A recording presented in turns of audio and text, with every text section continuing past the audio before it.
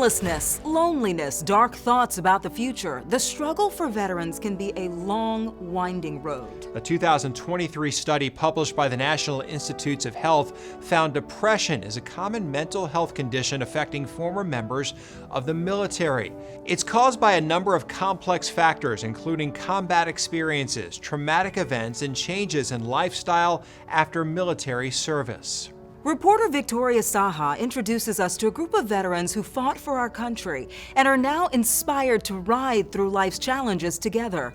And we want to warn you, this story does mention suicide. It's always good to see all our veterans having a good time as well. Good times are sometimes hard to come by for our veterans, even for these vets.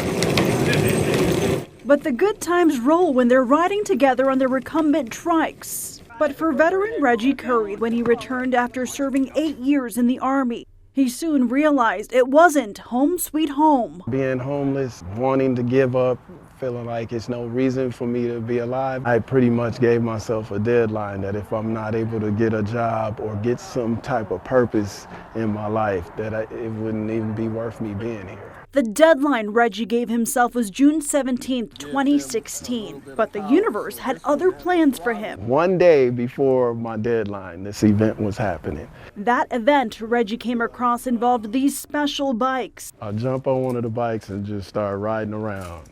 Immediately, I just felt like I had a purpose. Part of that purpose, perhaps, was to meet Peter and Kelley Guidry, disabled veterans and founders of Forgotten Not Gone. So it's a different breed of people that serve, right? We're taught to really be able to compartmentalize. Being able to do that keeps you alive. However, the opposite is true when you get out. We compartmentalize and we are the best at isolation.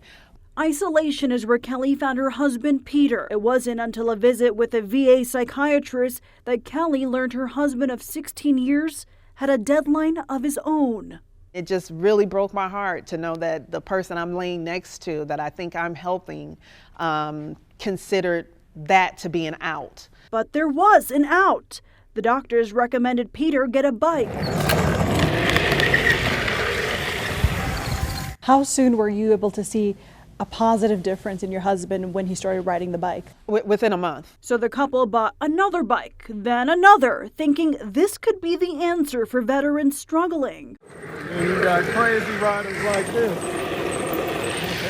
Their struggles turned into a nonprofit, helping people like Reggie, riding 22 miles together each time they hit the road. The 22 is just in honor of the 22 lives that are lost daily. I know if they had the opportunity to be here today to do it themselves, they would. It's a ride they want everyone to experience.